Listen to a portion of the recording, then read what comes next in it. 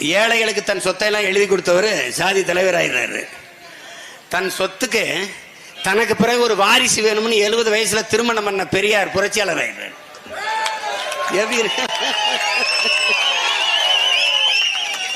சொத்தை ஏழைகளுக்கு எழுதி கொடுத்த என் தாத்தன் முத்துராமலிங்க தாண்டா புரட்சியாளர். அவன் தாண்டா புரட்சியாளர்.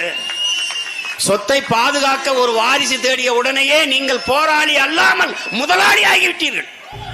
ஓ அப்படியா விஷயம்? ஒரு நிமிஷம்.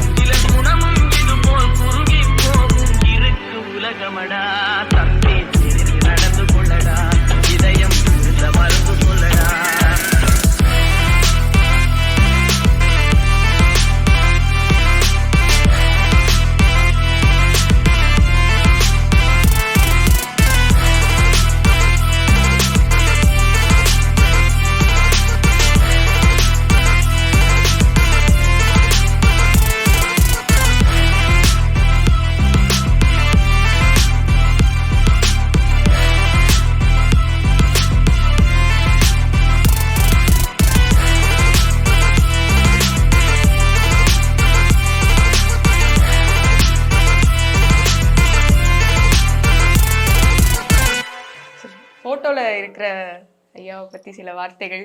இது எங்க மாமா, உங்களுக்கு தெரியும். ஆமா.